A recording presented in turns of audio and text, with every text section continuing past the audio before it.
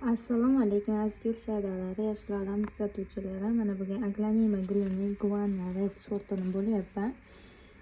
Sizlarga qisqacha videorolik qilib bermoqchiman. Bu Rossian gigant sorti, mana ko'rib turibsizlarmi?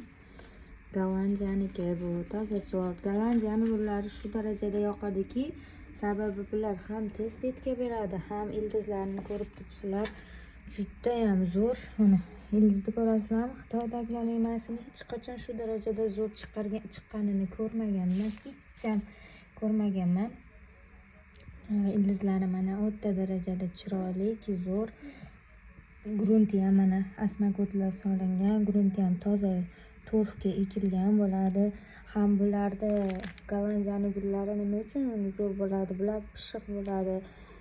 Dorilar Xitoydagiga o'xshab dorilar boqishmaydi. Bular tabiiy, ko'proq tabiiy qilib boqishadi. Shu tomonlama ham iqlimi bizni iqlimimizga ko'proq mos tushganini hisobiga ham gullari yaxshi o'sib ketadi. Har doim Gollandiyani gulini boqqanimda o'lgan gulni hech eslolmayman, chunki hammasi doim yashnab zo'r bo'lib o'sadi. Qisqacha qilib aytaman, ham sorti har xil sortavoy gullar ko'p chiqarishadi, ham gullarini nimasi unaqa pishiq, ildizi ham, shoxlari ham pishiq bo'ladi. Mana bu ko'rib turibsizlar. Hop, bunda jichasi yo'lda sinib qolgan ekan. Sindirib qo'yilgan ekan. Bu mana chirigan deb o'ylamanglar, chiramagan. Yo'ldaligi sinib qolgan ekan. Hozir buni xudo xolasa suvga solib qo'ysak, ildiz otib ketaveradi. Keyin ildiz chiqarib bo'lgandan keyin shu joydan kesib turib, yana tepasini ham suvga solib qo'ysak, yana ildiz otib ketaveradi. Tagidan yana tetka qilib chiqarib ketaveradi. Uni qaranglar, chiroyliligini. Judayam chiroyli, judayam katta. Mana o'ta darajada katta. Hozir buni suvga solib qo'yaman. Tanasini ko'tarilmagan. Hozir bir ikkita bargini olib tashlayman. Uni qaranglar, chiroyliligini. Kimga shunaqa gullar bo'lsa, har xil gollandskiy gullarimiz bor. Zamiyalar bor, Gollandiyaniki. Har xil gullar, xudo xolasa yana yangiliklar kelyapti. Bu Diffenbachiyamiz ham golland, 800 ming. Naqa kurslari ko'pgina. Xitoydagi ham bo'ladi. Bunisi Gollandiya, yonidan yaxshi detga beradi, gigant sorti.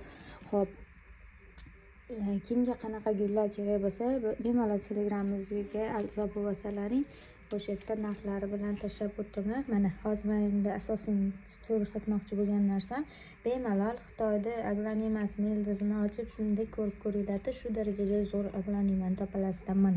Mana yangi ildizlari mana. Yangi ildizlar shunaqa uchi och sariqroq, keyin yangiligi o'zi bilinib turadi, yashil svetroq bo'ladi.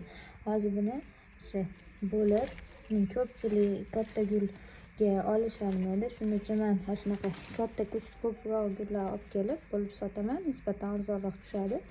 Buni bitta butuni ham bor. Hozir sizlarga ko'rsataman. Mana shu sorti xuddi o'shani bitta ko'sligi. Bu 270 ming so'm.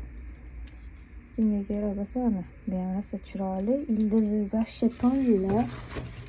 Boshqacha sortlarimiz ham bor. Mana shu sortlarga o'xshaganidan, misol men iguana reddan ko'paytiryapman. Mana qaranglar, kichkina shoxchalari ham ko'payyapti. Aqua greendiki mana, keyin meniki o'zi buni oldin ham ko'rsatganman. Zenzilari mana bitta olti kichkina shoxchasini ham suqib qo'yganman, ildiz otib ketgan.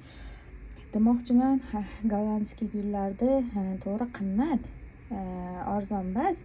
Prostaki, lekin 10 ta guldan ko'ra bitta ikkita qilib boqsalaring, ham maza qilasizlar, ham boqqanlaringga yarasha zo'r boqiladi. Shuning uchun Gollandiyani gulini olinglar deb maslahat beraman.